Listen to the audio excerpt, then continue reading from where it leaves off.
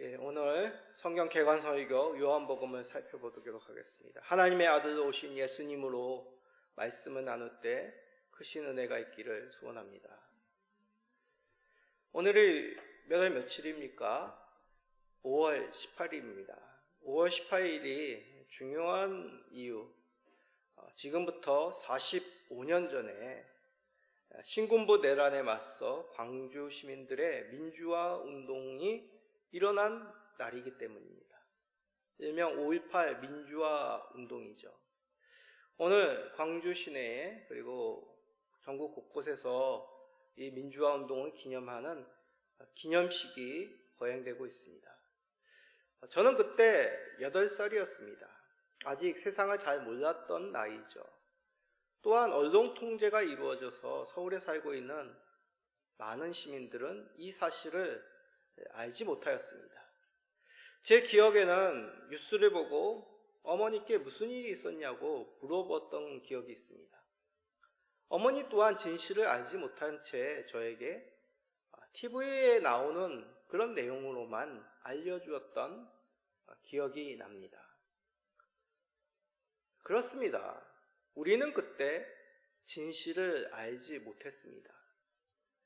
잔혹한 신군부의 만행에 대해서 대다수의 국민은 제대로 알지 못하였죠.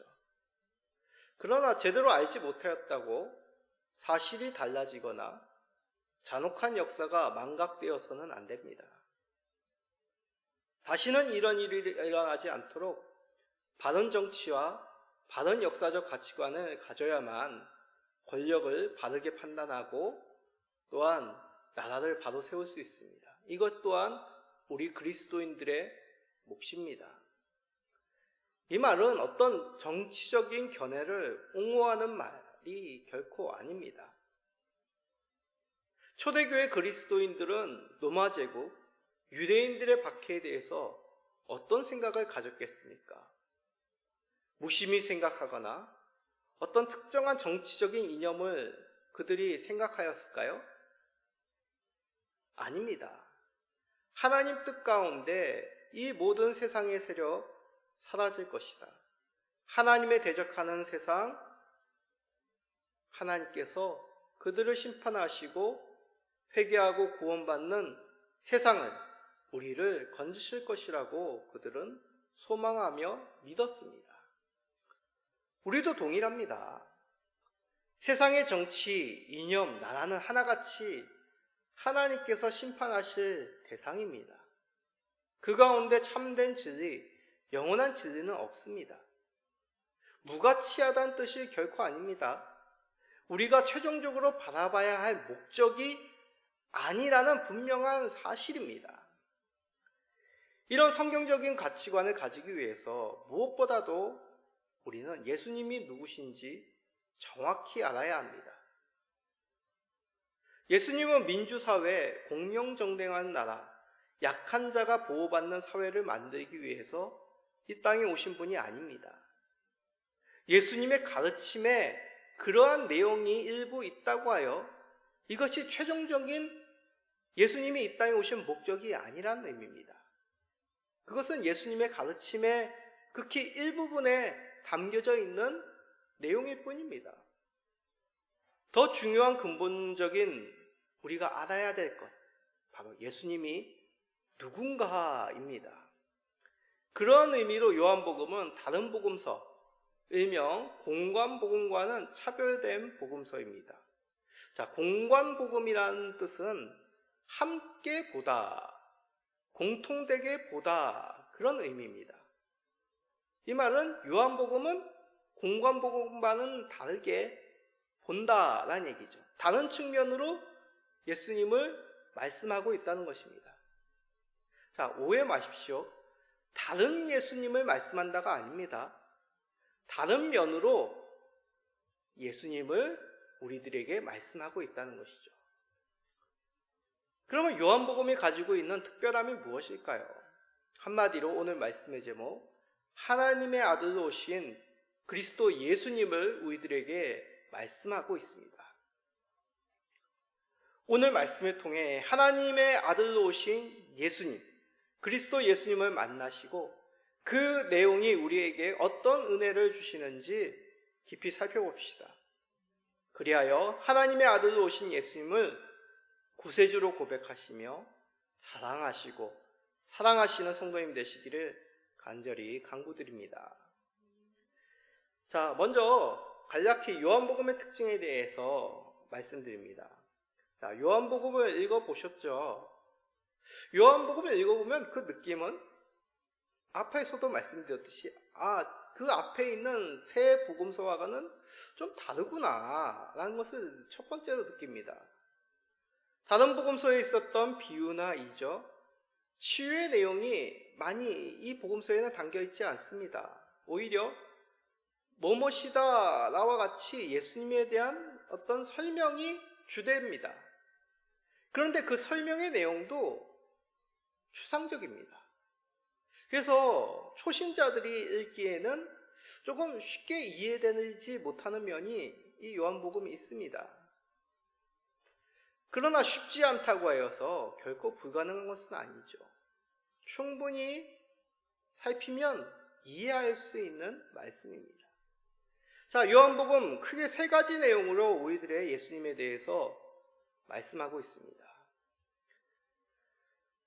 첫째, 우리가 요한복음을 통해서 발견할 예수님, 믿어야 할 예수님.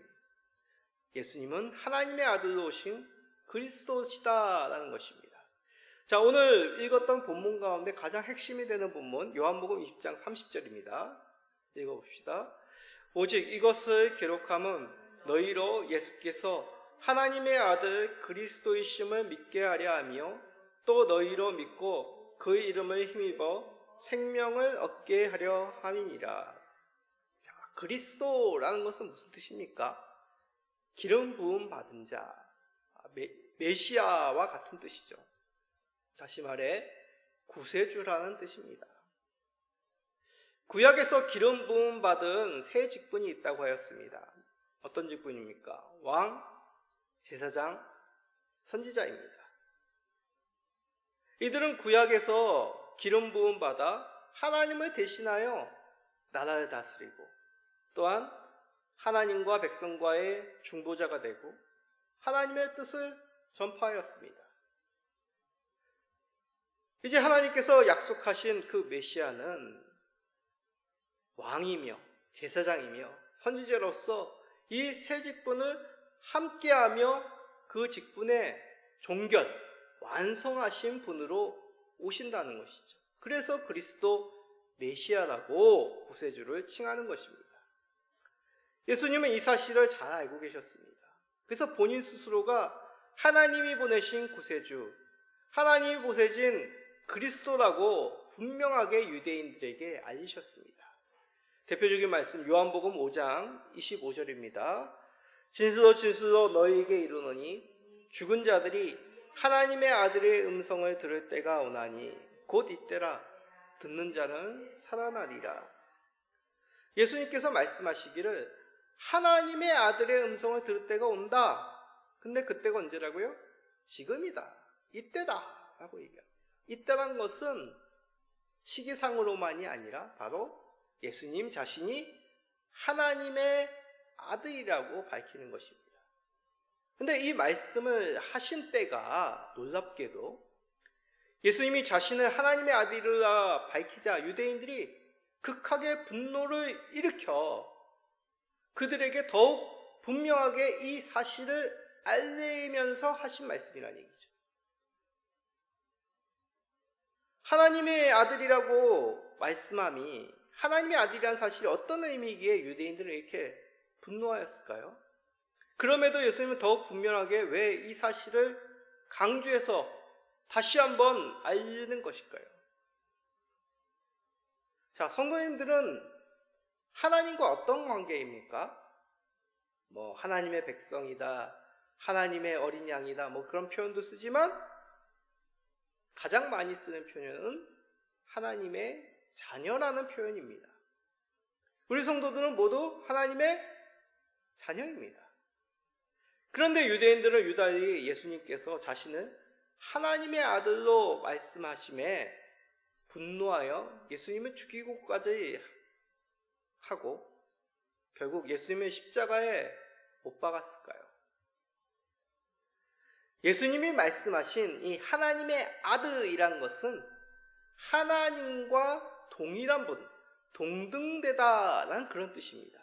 더 쉬운 말은 하나님과 예수님이 하나이다 라는 뜻입니다. 아니, 유대인들은 생각합니다. 50세도 안 된 이 예수라는 청년이 자신이 아브라함보다 먼저 있었다? 하나님을 아버지라고 부른다? 그렇게 말하면서 하나님과 자신을 동등되게 동격으로 의미하며 말씀하고 있다는 거죠. 유대인들 입장에서는 이건 뭐다? 신성모독이라고 생각하였습니다. 그래서 예수님을 죽이려고 한 것이죠. 그럼에도 예수님은 목숨이 위협받는 그 순간에서 자신이 하나님과 동등되라고 왜 굳이 밝히시는 것일까요? 유대인들이 가진 하나님에 대한 오해와 불순종을 밝히기 위함입니다. 유대인들은 자신들은 안식일을 지키는, 율법을 잘 지키는 아브라함 자손이라고 생각하였으며 자랑하였습니다. 그러나 정작 하나님을 사랑하지 못하고 이웃을 사랑하지 못하는 불순종의 백성이옵니다. 오히려 자신을 내세우며 자신의 성함과 공로를 자랑하는 그런 외식의 사람들이었죠. 하나님은 자칭 의인을 구원하심이 뜻이 아니라 죄를 자복하며 어둠에서 빛으로 나오는 자들을 구원하시는 것이 주의 뜻이었습니다. 요한복음 하면 가장 먼저 기억나는 말씀이 있으십니까?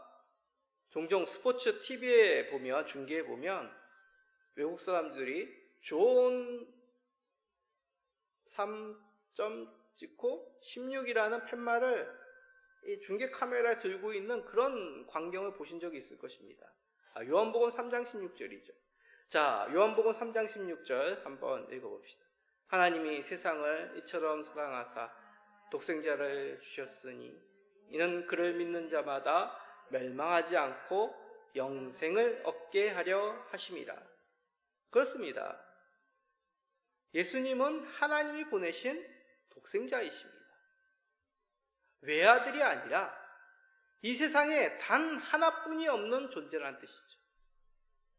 그런데 그런 분, 하나님과 동등된 분, 하나님의 아들이신 분이 낮아지셔서 우리의 죄를 위하여 희생제물로 오신 것이죠. 이스라엘과 같이 말로만 하나님을 사랑하는 것이 아니라, 입술로만 이웃을 사랑하는 것이 아니라 하나님의 뜻에 순종하여 자신을 사랑의 제물, 희생의 제물로 내어주신 것입니다. 그리하여 믿는 자들로 하여금 어둠에서 빛으로 나올 수 있도록 길을 완성하신 우리 하나님의 아들 예수님이시죠. 이 일을 통하여 하나님 아버지께 영광을 돌리시기 위하여 이 땅 가운데 오신 것입니다. 자, 이것을 좀 더 쉽게 예를 들어 설명합니다. 공의로운 사회에서 가장 필요한 것이 무엇이라 생각하십니까? 공의로운 법의 집행이죠. 악을 심판하는 것입니다. 그러나 진정한 의는 악함을 심판하는 것만이 아니라 악을 빛으로 변화시키는 것이죠. 악인을 갱생시켜 빛된 삶을 살도록 만드는 것이 공정한 법의 최종적인 목적입니다. 자, 악을 심판한다?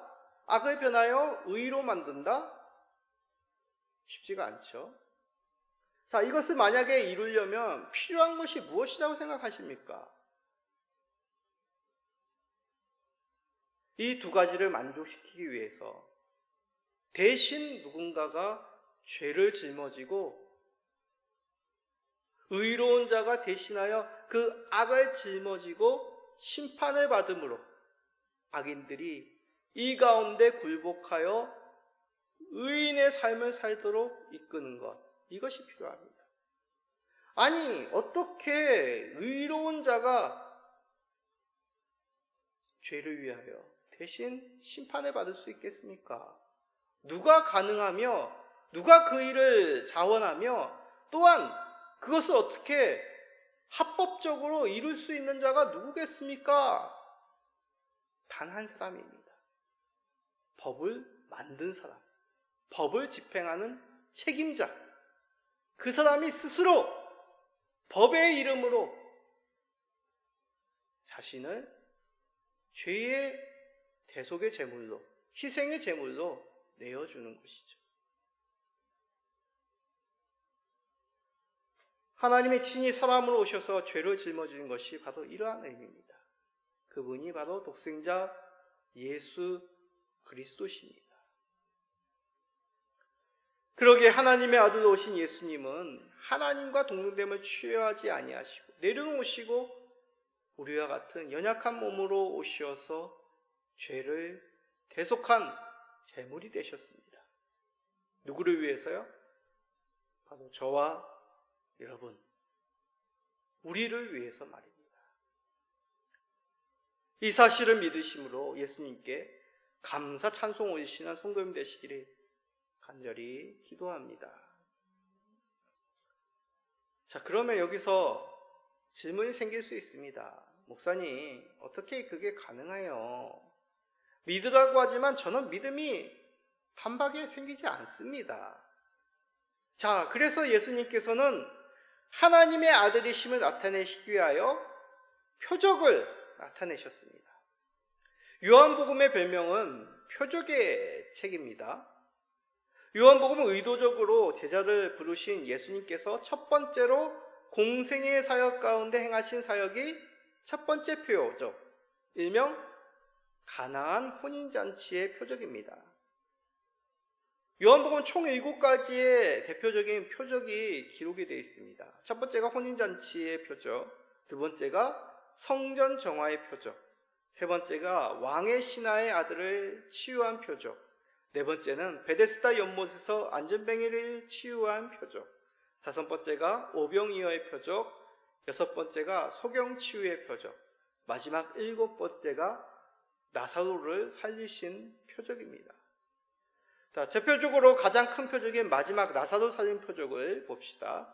요한복음 12장 17절 18절입니다. 나사로를 무덤에서 불러내어 죽은 자 가운데서 살리실 때에 함께 있던 무리가 증언한지라.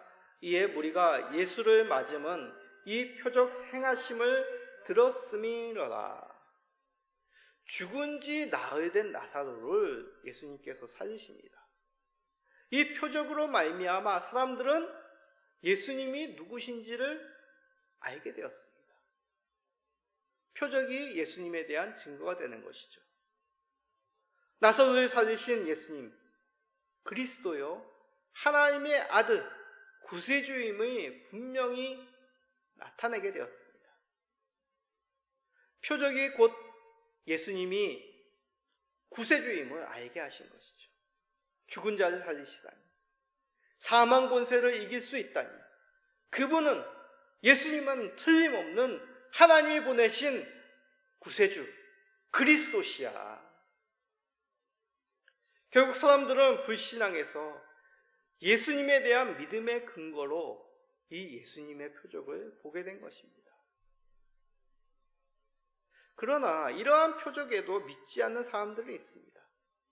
오히려 표적으로 인하여 사람들이 더 많이 따른다는 것에 대해서 두려움을 가진 사람들, 대제사장들이죠. 그래서 이 대제사장들은 이 나사로의 표적을 통하여 오히려 나사로까지도 죽이려고 모여 작정하였습니다. 이 말은 표적이 곧 믿음이라는 것은 아니죠. 표적은 예수님을 믿을 수 있게 만드는 증거일 뿐입니다. 참된 믿음이란 예수님께 자신을 맡기는 것입니다. 예수님을 따르는 것입니다. 예수님을 사랑하는 것입니다. 요한복음은 이 믿음에 대해서 이렇게 말씀합니다. 자, 14장 21절을 읽어봅시다. 나의 계명을 가지고 지키는 자라야 나를 사랑하는 자니 나를 사랑하는 자는 내 아버지께 사랑을 받을 것이요 나도 그를 사랑하여 그에게 나를 나타내리라. 아멘. 단지 표적을 보았다고, 예수님에 대해서 들었다고, 예수님을 한번 알았다고 믿음이 있는 것이 아닙니다. 믿음은 관계입니다.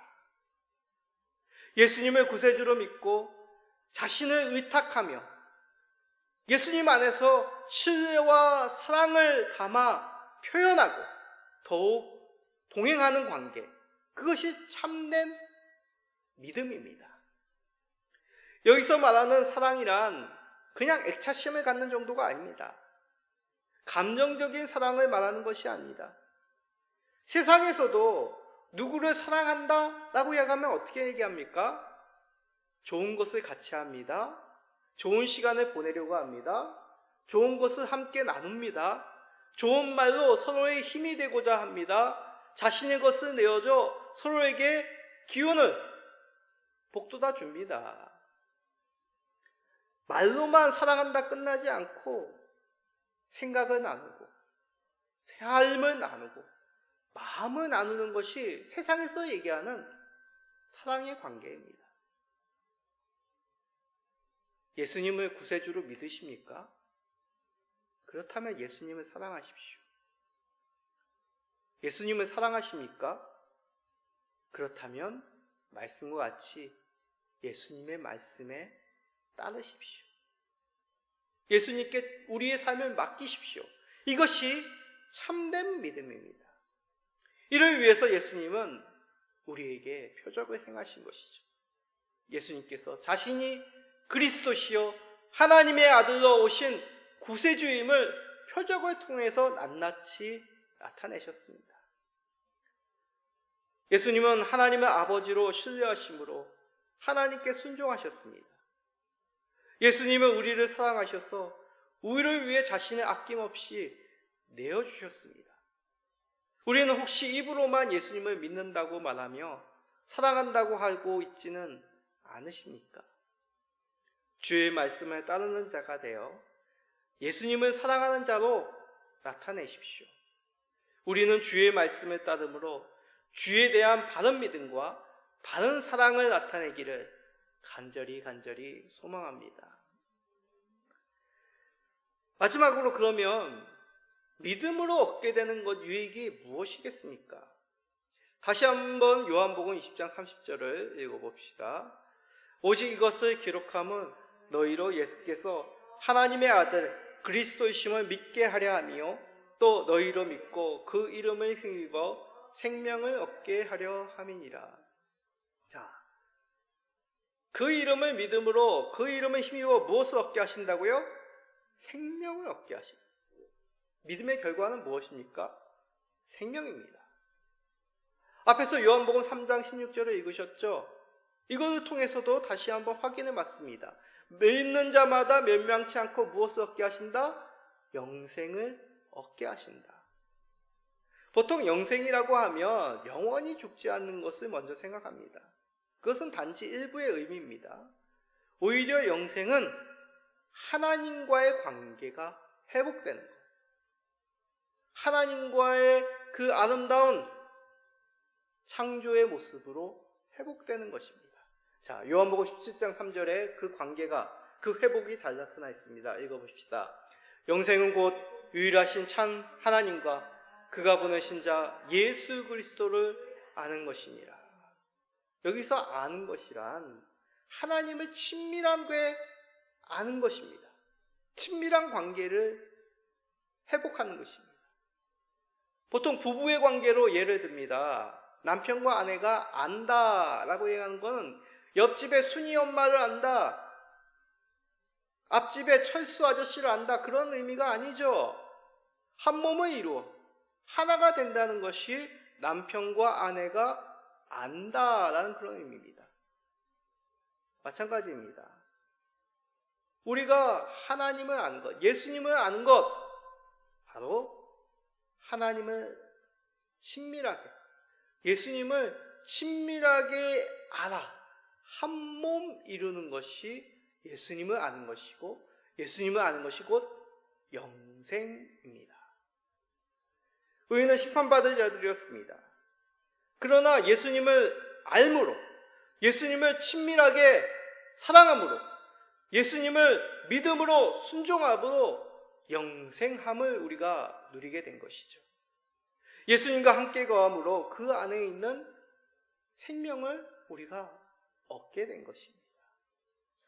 예수님 안에 있는 생명을 누리는 복에 대한 비유, 요한복음에 있습니다. 요한복음은 앞에서 말씀드렸듯이 비유가 많지 않습니다. 그 가운데 요한복음에만 유일하게 있는 대표적인 비유가 있습니다. 그 유명한 참 포도나무의 비유죠. 자, 요한복음 15장 5절을 읽어봅시다. 나는 포도나무요 너희는 가지라. 그가 내 안에 내가 그 안에 거하면 사람이 열매를 많이 맺나니 나를 떠나서는 너희가 아무것도 할 수 없습니다. 자, 요한복음을 읽어보면 이 말씀과 같이 한 절이 마음에 탁 암송하고 싶은 그런 깊은 울림이 주는 말씀들이 참 많습니다. 자, 포도나무를 보면 어떻습니까? 줄기에 가지가 붙어 있어야지 그 가지가 양분은 없고 때가 되어 풍성한 달콤한 열매를 주렁주렁 맺게 되는 것이죠. 이와 같이 예수님께 속할 때 우리에게는 참 생명이 있다는 것입니다. 육신만 말하는 생명이 아니죠.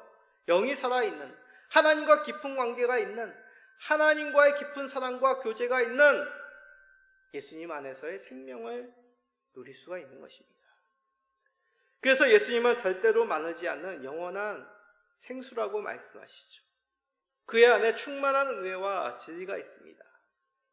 만약 우리가 예수님을 믿는다고 고백하지만 영적으로 건조함을 느낀다면 문제가 있는 것입니다. 우리가 예수님 안에 거하는지 우리를 점검해 보아야 합니다. 예수님을 사랑하고 있는지, 혹시 예수님을 사랑한다고 말하면서 예수님의 말씀에 거스리고 있는 그러한 잘못된 방향이, 잘못된 삶의 영역이 있는지를 살펴야 됩니다. 예수님 안에서는 결코 영적인 주림이 없습니다. 왜냐하면 예수님은 무한하신 하나님 본체이시기 때문이죠. 그렇다면 예수님을 믿는 믿음으로 우리는 구체적으로 어떤 삶을 살아야 될까요? 요한복음 21장 17절에서 이것을 말씀합니다. 세 번째 이르시되 요한의 아들 시몬아 내가 나를 사랑하느냐 하시니 주께서 세 번째 내가 나를 사랑하느냐 하심으로 베드로가 근심하여 이르되 주님 모든 것을 아시오매 내가 주님을 사랑하는 줄을 주님께서 아시나이다. 예수께서 이르시되 내 양을 먹이라. 역시 요한복음의 끝부분도 다른 복음서와는 조금 차이가 있습니다. 몇몇 제자들과의 갈릴리 호수 곁에 있었던 일화를 우리들에게 말씀합니다. 그 주된 내용은 베드로와의 대화죠. 예수님은 베드로에게 3번 나를 사랑하느냐 묻습니다. 베드로는 그에 대해서 3번 주께서 내가 주를 사랑하는 줄 주께서 아시나이다고 대답을 하죠. 그에 대해서 예수님은 뭐라고 말씀하십니까? 내 양을 먹이라고 명하십니다. 자, 이에 대해서 여러 주석 설교도 들으셨을 것입니다.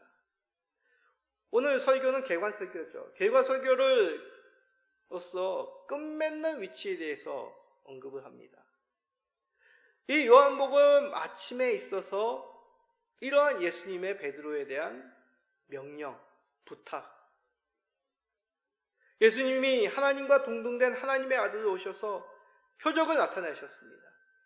그를 통하여 믿음을 주시고 우리에게 주와 하나 되어 영생을 주시고 그 가운데 기쁨의 생명을 누릴 수 있는 길을 보여주셨습니다. 그런데 이것으로 끝이 아니라 주를 믿고 사랑하는 자니라면 주의 양을 치는, 주의 양을 먹이는 이제 주와 같은 길을 걸어가야 됨을 요한복음을 통하여 마지막으로 당부하고 계신 것이죠. 부담이 되십니까? 이 길은 결코 죽음의 길이 아닙니다. 희생의 길이 아닙니다. 결국 주와 함께 영생을 누리는 삶입니다. 주께서 약속하셨고 많은 믿음의 선배들이 믿음으로 이것을 바라보므로 주 예수님의 품에 안겨 이 땅에서 생을 마감하셨습니다. 우리도 요한복음의 말씀을 통해 하나님의 아들로 오신 예수 그리스도를 믿으시기 바랍니다. 그를 사랑함으로 그 안에서 풍성한 생명을 누릴 수 있는 주의 길을 걸어갑시다. 그 길은 주님과 같이 주께서 맡기신 영혼들을 주께로 인도하는 하나님 나라를 세우는 주의 가정을 세우는 것이 우리들의 참된 복음의 최종적인 목적입니다. 이것을 기억하시며 주 안에서 기쁨으로 이 일을 감당하시는, 주 안에서의 그 영생의 기쁨을 누리시는 모든 성도님 되시기를 예수 그리스도의 이름으로 축복드립니다. 아멘.